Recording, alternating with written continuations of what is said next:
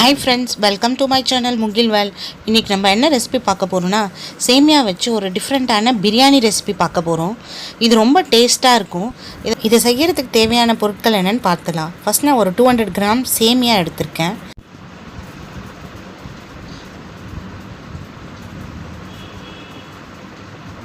ஒரு 250 gram chicken எடுத்துர்க்கேன்.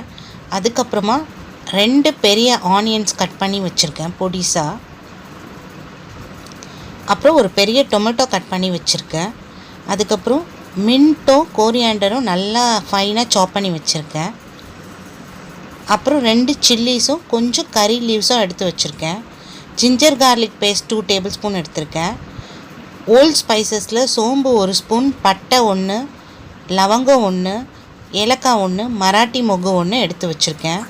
Powder ஸ்பைசஸில் மிளகாத்தூள் 1 spoon, garam masala 1 spoon, மஞ்சள் பொடி 1/4 ஸ்பூன், அஜினமோட்டோ ஒரு பிஞ்ச் டேஸ்ட் கொடுக்கறதுக்காக அதை ஆட் பண்ணுறோம். அண்ட் டேஸ்ட்டுக்கு தேவையான அளவுக்கு சால்ட்டு. இவ்வளோ தான் இதுக்கு தேவையான பொருட்கள் ஃப்ரெண்ட்ஸ். இப்போ நம்ம எப்படி செய்யறதுன்னு பார்க்கலாம்.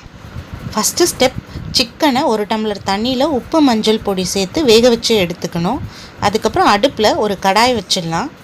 கடாய் காஞ்ச உடனே எண்ணெய் ஊற்றிக்கலாம். எண்ணெய் சூடான உடனே ஓல்ட் ஸ்பைசஸை ஆட் பண்ணிக்கலாம். அது வெடித்த உடனே ஆனியனை ஆட் பண்ணிக்கலாம். ஆனியன் நல்லா வதங்கின உடனே 2 க்ரீன் சில்லிஸை ஆட் பண்ணிக்கலாம். கூடவே கருவேப்பிலையும் சேர்த்து வதக்கிக்கலாம். நெக்ஸ்ட்டு நம்ம தக்காளியை ஆட் பண்ணிக்கலாம். தக்காளி நல்லா வதங்கின உடனே நம்ம சாப் பண்ணி வச்சுருக்க மின்ட் லீவ்ஸை ஆட் பண்ணிக்கலாம். பிரியாணிக்கு நல்ல ஃப்ளேவர் கொடுக்குறதே மின்ட்டு தான், அதனால் இது கொஞ்சம் அதிகமாக சேர்த்துக்கோங்க. அதுக்கப்புறம் ஜிஞ்சர் கார்லிக் பேஸ்ட்டை ஆட் பண்ணிக்கலாம். ஒரு வதக்கிட்டு நம்ம வச்சுருக்க பவுடர் ஸ்பைசஸ் அத்தனையும் ஆட் பண்ணிடலாம்.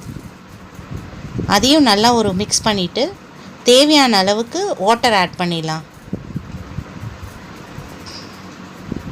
இப்போ ஆல்ரெடி வேக வச்சுருக்கோம் இல்லையா சிக்கனை, அதையும் நம்ம சேர்த்து ஆட் பண்ணி ஒரு கொதிக்கிற வரைக்கும் லிட் போட்டு மூடி வச்சிடலாம் ஃப்ரெண்ட்ஸ்.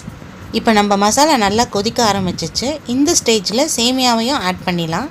ஆட் பண்ணி நல்லா மிக்ஸ் பண்ணிடலாம். மிக்ஸ் பண்ணி ஒரு 5 மினிட்ஸ் லிட் போட்டு மூடி வைக்கலாம். இப்போ பாருங்கள், நம்மளுடைய சிக்கன் சேமியா பிரியாணி யம்மியாக ரெடி ஆகிடுச்சு. இப்போ நம்ம பிரியாணியை பிளேட்டிங் பண்ணிட்டோம். இது எப்படி இருக்குன்னு டேஸ்ட் பண்ணி பார்த்துடலாம்.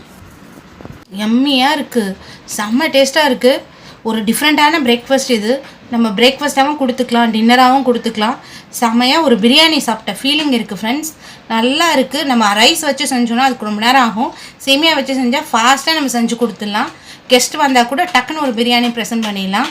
இந்த ரெசிபி பிடிச்சிருந்தா லைக் பண்ணுங்கள், ஷேர் பண்ணுங்கள், சப்ஸ்கிரைப் பண்ணுங்கள். மறக்காமல் பெல் ஐக்கானை ப்ரெஸ் பண்ணிக்கோங்க. Thank you friends. பாய் பாய்.